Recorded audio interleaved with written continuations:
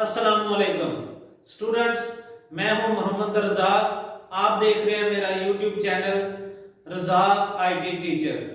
तो आए देखते हैं, ये एक सेट ऑफ इक्वेशन है, इनको सॉल्व करना है हमने मैट्रिक्स इनवर्जन मेथड से। तो मैट्रिक्स इनवर्जन मेथड हम यहां पर लिखते हैं, मैट्रिक्स इनवर्जन मेथड। ये इसके मुताबिक जब हम इक्वेशन को सॉल्व करेंगे तो इसका सबसे पहले तरीका यह है कि इन इक्वेशंस को हमने मैट्रिसेस में बदलना है। तो मैट्रिसेस में लिखने का तरीका यह है कि हम x और y के जो कोएफिशिएंट्स है इनकी एक मैट्रिक्स बना लेंगे। जहां पर x का कोएफिशिएंट 4 है वो 4 लिखेंगे, जहां 2 है y का कोएफिशिएंट वो 2 लिखेंगे, इधर x का 3 है तो वो 3 लिखेंगे। इसी तरह y का यहाँ कोएफिशिएंट है, अगर सिर्फ माइनस लिखा हुआ है तो हम सिर्फ माइनस नहीं लिखेंगे, इसका कोएफिशिएंट 1 भी है जो कि लिखा नहीं जाता, लिहाजा इसको -1 लिखेंगे। इसी तरह दूसरी जो मैट्रिक्स है वो हम बनाएंगे वेरिएबल्स की x और y, और इसके बाद जैसे कि दोनों इक्वेशन में यहाँ इक्वल आ रहा है इसी तरह यहाँ पर भी हम इक्वल लगाएंगे, और उसके बाद एक मैट्रिक्स है 8 -1 की हम बना देंगे। और इसके बाद इन मैट्रिक्स के हमने नाम रखने हैं। नाम रखने के लिए हम लेट लिखेंगे, लेट ए पहली मैट्रिक्स का नाम लिखेंगे 4 2 3 -1। दूसरी मैट्रिक्स का नाम लिखेंगे कैपिटल X X Y। तीसरी मैट्रिक्स का नाम लिखेंगे कैपिटल B 8 -1। इसके बाद सबसे पहला काम ये होता है कि हम यहां पर देखें, ये मैट्रिक्स A है और ये वाली, और ये x के बराबर है और ये है b के बराबर। तो स्टूडेंट ये देखें, यहां पर a और x मैट्रिक्स जब हम मल्टीप्लाई करें तो ये b मैट्रिक्स के इक्वल आती है। तो अगर हम यहां से a को b राइट साइड पर ले जाएं तो फिर हम x की वैल्यू मूव कर सकते हैं, यानी कि x के अंदर जो है x स्मॉल x और स्मॉल y वेरिएबल है उनकी वैल्यू मूव कर सकते हैं।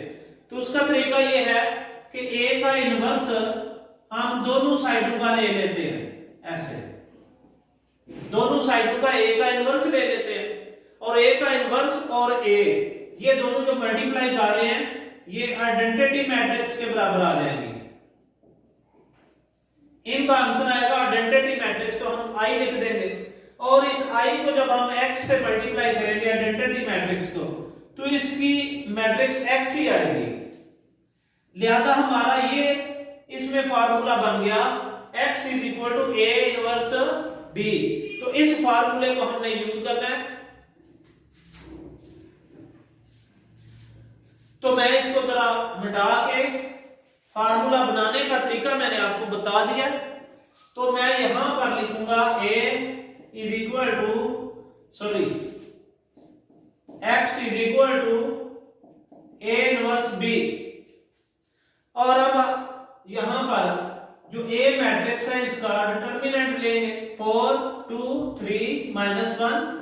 इसको सॉल्व करेंगे। सॉल्व करने के लिए मैट्रिक्स का जब हम डिटरमिनेंट निकालते हैं तो ये जो डायगोनल की वैल्यूज हैं, डायगोनल की पहली और आखिरी, इन दोनों को मल्टीप्लाई करते हैं पहले, और फिर माइनस फार्मूले की लगाकर 2 और 3 यानी नॉन डायगोनल एंट्रीज को आपस में मल्टीप्लाई करेंगे। तो 4 मल्टीप्लाई -1 से आ जाएगा -4, और ये वाला -2 3 6, इन दोनों को ऐड करेंगे तो -10 आ जाएगा।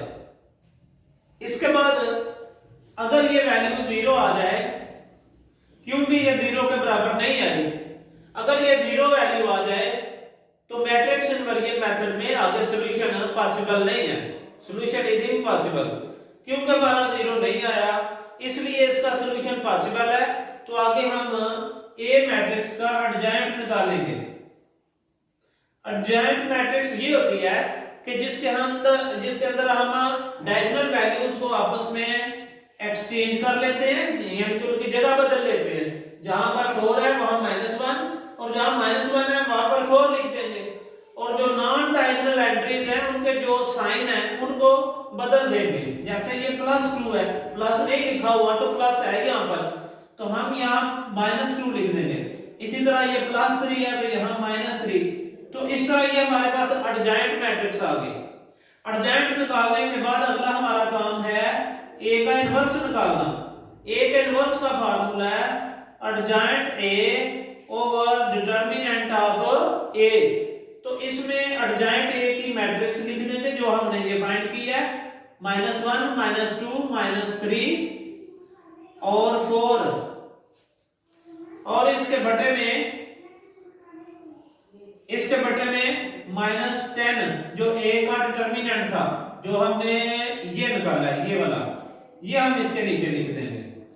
अब इसके बाद करना ये है कि ये जो -10 है इसके साथ हम इस हर वैल्यू को डिवाइड करना होता है, लेकिन मैं जो तरीका बताता हूं इसमें हम डिवाइड नहीं करेंगे, बल्कि हम हर जो मैट्रिक्स है उसके शुरू में लिख देंगे इस डिटरमिनेंट की वैल्यू को फ्रैक्शन की शक्ल में, यानी कि -1/10 into -1 -2 -3 4 इस तरह।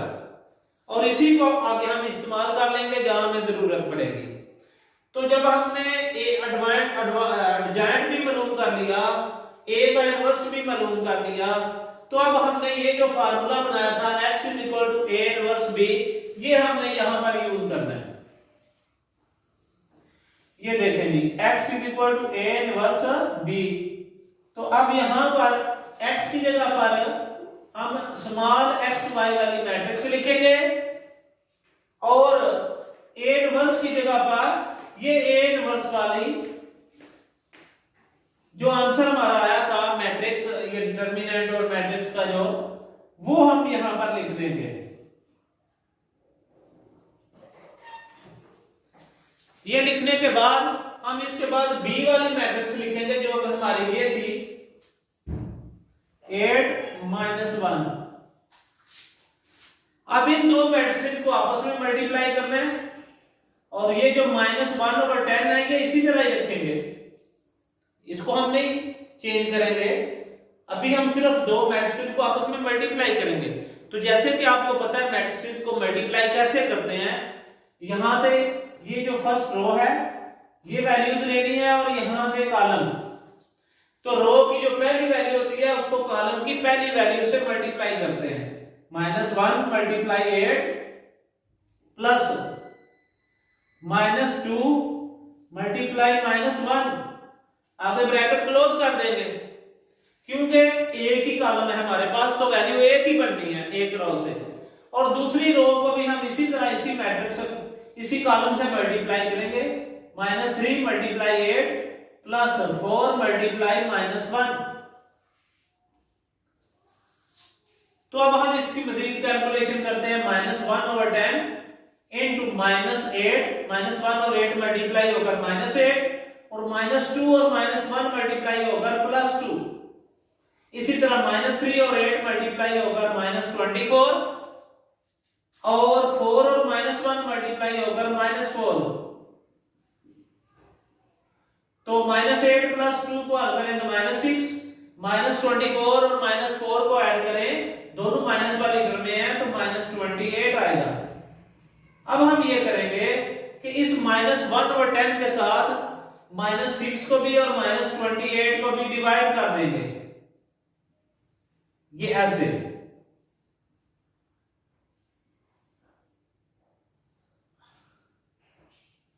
अब बेटा यहां पर देखें कि ये जो 6 और 10 है ये दोनों आपस में कट जाएंगे 2 के टेबल से, और ये जो माइनस दोनों के साथ है वो दोनों की कट जाएगी, तो यहां पर आ जाएगा 3 to the 6 और 5 to the 10। इसी तरह 24 को 2 के टेबल से काटें तो 14 आता है, और 10 को 2 के टेबल से काटें तो 5 आता है।